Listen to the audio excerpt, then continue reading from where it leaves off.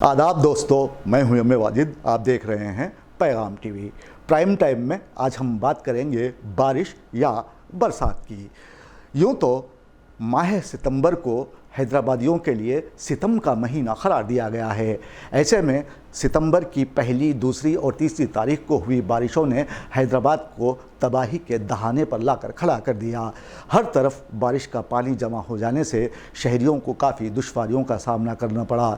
एक तरफ traffic jam तो दूसरी तरफ सड़कें पानी में बह गईं।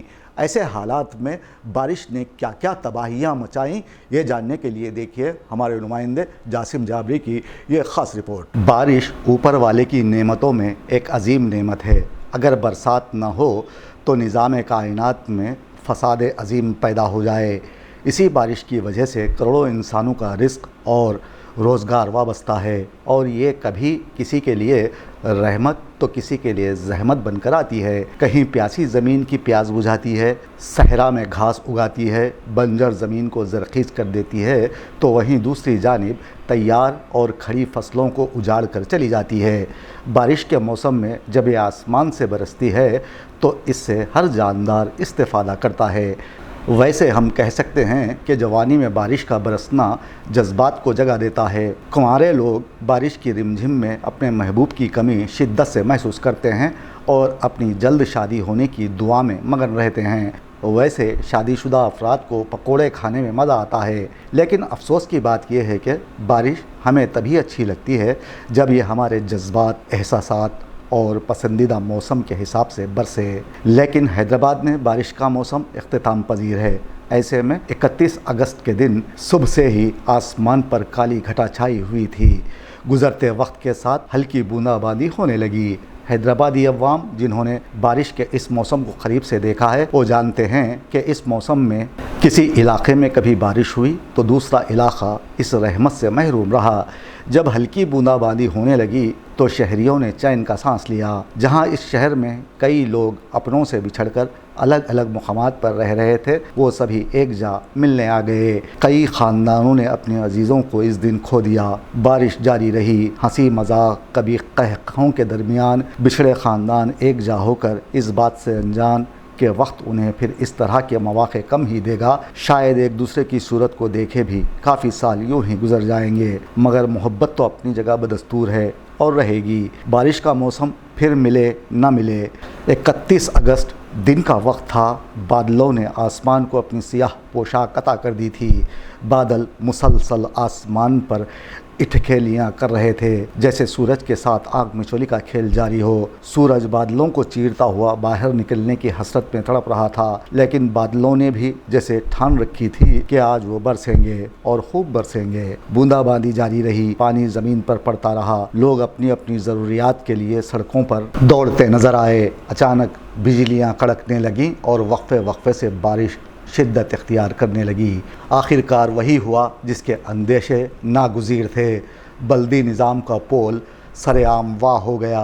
अगर हैदराबाद में बारिश का ज़िक्र हो और टोली चौकी की बात ना हो तो ये इस इलाके के साथ ज़्यादती होगी। ये इलाका दो बातों के लिए मशहूर है, एक तो मच्छरों के लिए, दूसरा बारिश होने के बाद नदीम कॉलोनी में चलने वाली किश्तियाँ। इस मर्तबा भी 21 सितंबर आने तक नदीम कॉलोनी में पानी जमा होने लगा और हमने इस साल भी यहाँ एनडीआरएफ की टीमों को पानी में फंसे अफराद को किश्तियों के ज़रिए मुंतकिल करते देखा। हैदराबाद का बल्दी निज़ाम जो अवामी एतमाद और पजीराई से खासिर है, यहाँ की गलियों की बात तो कुजा। अहम शाहराहों पर जो हाल सितंबर में देखने को मिला वो अजीब था। विजयनगर की मंदिर में पानी दराया, सड़कें दरिया का मंजर पेश करने लगी। खूबसूरत चौरंगियाँ बरसाती पानी से जल थल थीं, बल्कि कमर तक पानी हर जगह खड़ा दिखाई दिया। हैदराबाद के कई इलाकों में पानी घुस गया और निकासी का खातिर ख़्वाह इंतज़ाम ना होने की वजह से ये कई घरों को अपनी लपेट में लेने में कामयाब हो गया। इसीलिए मरकज़ की जानिब से एनडीआरएफ की टीमों को यहाँ भेजा गया, जो कि बल्दी निज़ाम की नाकामी को ज़ाहिर करते हैं। अवाम को भी महसूस हो गया कि हुकूमतों ने अपनी अपनी अना को समेट रखा है, जिसकी वजह से बल्दियाती निज़ाम एक मुअम्मा बना हुआ है। यूँ तो बरसात को रहमत बारां भी कहा जाता है, लेकिन हमारी नाक़िस हिकमत अमली से ये हमारे लिए बाइस ज़हमत बन गया है। 2 सितंबर का सर्द दिन था, बारिश का सिलसिला जारी था। لیکن اس بارش کو ہم بوندا باندی بالکل نہیں کہہ سکتے تھے، یہ تو گرجتی چمکتی دھواں دھار بارش تھی۔ 3 ستمبر تک ہونے والی موسلادھار بارش نے 2 پہیے کی گاڑیاں چلانے والوں کی درگت بنا دی۔ یہاں کی سڑکیں انہیں آگے جانے کی اجازت نہیں دے پا رہی تھیں۔ کچھ لوگ جو بہتے پانی کے غرور کو ختم کرنے اور آگے بڑھنے کی کوشش میں تھے، ان کا حال کچھ یوں ہوا کہ بہتے پانی نے انہیں دور، بہت دور تک اپنے ساتھ بہا لے جانے میں کوئی کسر نہیں چھوڑی، اور وہ جب اٹھنے کے قابل نہیں رہے تو لوگوں نے انہیں زخموں سے چور پایا اور ایسے حماقت کرنے والے دواخانے منتقل ہو گئے، اور بارش کا سلسلہ جاری رہا۔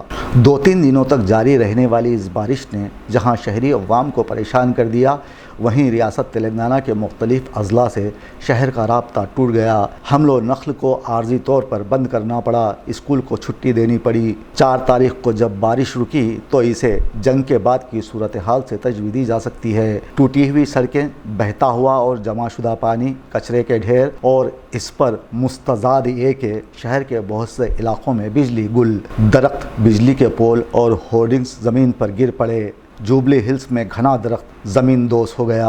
پانی میں بہتی کاریں اور موٹر سائیکلوں کو دیکھ کر ایسا لگنے لگا کہ یہ کھلونے ہیں جو کاغذ کی طرح پانی میں بہہ رہے ہیں۔ اس سال بارش نے ریاست تلنگانہ کے علاوہ آندھرا پردیش میں شدید تباہی مچا دی۔ بارش نے ہر طرف سیلاب کی صورتحال اختیار کر لی تھی۔ آپ سبھی کو میری طرف سے سیلاب مبارک ہو، کیونکہ ہر سال ستمبر کے مہینے میں سیلاب حیدرآباد میں تباہی پھیلا کر اپنے اثرات انسانی ذہنوں میں چھوڑ کر چلا جاتا ہے، مگر ارباب اختیار اگلے سال سیلاب نہ آئے اس پر کام نہیں کرتے۔ مسلسل ہونے والی بارشوں نے طلبہ کو بھی پریشانی میں مبتلا کر دیا۔ سڑکیں عبور کرنا ان کے لیے دریا پار کرنے کے برابر تھا۔ قدیم شہر میں چومحلہ پیلیس ہے، یہ وہی عمارت ہے جہاں کے اوپری حصے میں کبھی شہنائی گونجا کرتی تھی۔ اب یہ دیواریں خستہ حالت میں ہیں اور یہاں کی دیوار گر گئی ہے۔ کئی جگہوں پر ایسے مناظر بھی دیکھنے کو ملے جہاں کی تنگ گلیوں میں پارک کی گئی کاریں بہتی بہتی ایک دوسرے پر چڑھ گئیں۔ زوردار بارشوں کے بعد راستے مسدود ہو کر رہ گئے، لوگ جہاں کے وہیں رک جانے پر مجبور ہو گئے، اور بارش تھی کہ رکنے کا نام نہیں لے رہی تھی۔ اب غیر معمولی بارش کے بعد دیش بھر میں سینکڑوں افراد لقمہ اجل بن گئے اور لاکھوں لوگ بے گھر، مال مویشی، گاڑیاں پانی میں ڈوب گئے۔ بارش تو تھم گئی لیکن غریب افراد جو بے گھر ہوئے ان کے بارے میں سوچنے والا کوئی نہیں تھا۔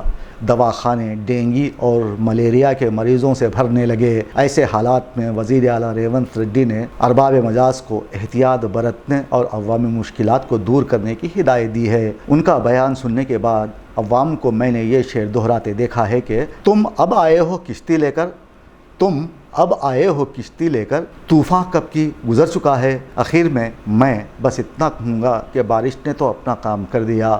لوگ پریشان ہوئے، امیروں کو بارش کب ہوئی اور اس کا اختتام کیسے ہوا پتہ بھی نہیں چلا۔ ایسے میں حکمران حضرات کی ذمہ داری ہے کہ وہ مل کر بیٹھیں، ماہرین کو بھی اپنے ساتھ لیں اور آئندہ بارشوں سے پہلے کوئی تدبیر نکالیں تاکہ ہمارا شہر حیدرآباد سیلاب کی تباہ کاریوں سے بچ سکے۔ ہر سال جو تباہی، بربادی، اموات و نقصانات ہو رہے ہیں، اس سے عوام کو بچایا جا سکے اور بارش رحمت ہی رہے، زحمت نہ بنے، اور عوامی محرومیاں جو ایک ناسور کی شکل اختیار کرتی جا رہی ہیں اس کا خلا خما کیا جا سکے، ورنہ لوگ یہ شعر کہنے پر مجبور ہو جائیں گے کہ تمام رات نہایا تھا شہر بارش میں، تمام رات نہایا تھا شہر بارش میں، وہ رنگ اتر ہی گئے جو اترنے والے تھے۔